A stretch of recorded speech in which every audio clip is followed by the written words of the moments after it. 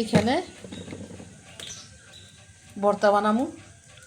অল্প কিছু মুরগির মাংস আছে, গোস্ত, মরিচ নিছি, পেস্ট নিছি, এই আগে তেলে ভাজা করবো। বিসমিল্লাহির রহমানির রহিম।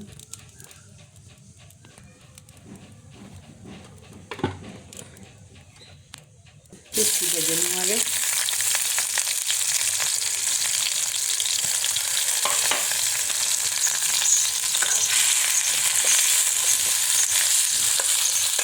পেঁয়াজ বাদামি রঙের হয়ে গেছে।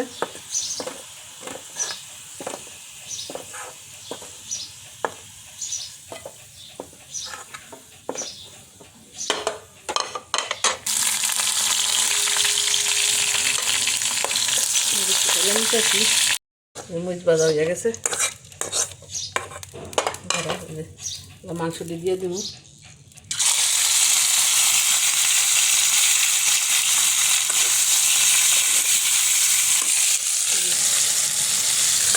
মশলাটা করে ভাজা করবো,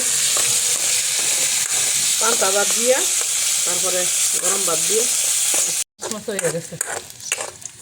ওটা বানাইলাম। এই যে লবণ দিয়ে রাখছি।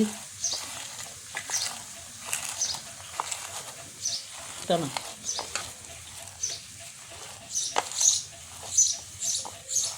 এই ভর্তা দিয়ে আজকে খামু।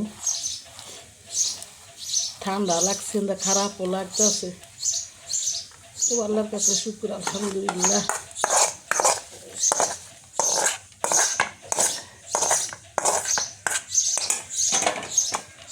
গরম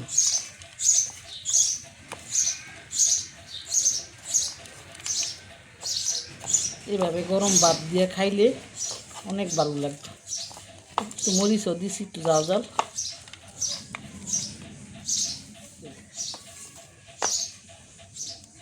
দিয়ে গেছে ভর্তা, একদম কম, একদম হালকা পাতলা রান্না। এই যে একটু মুরগির, এই যে দেখছেন একটু ভর্তা বানাইছি, এই যে মুরগির মাংস একদম অল্প, এই যে পান্তা ভাত, আর এই যে গরম ভাত।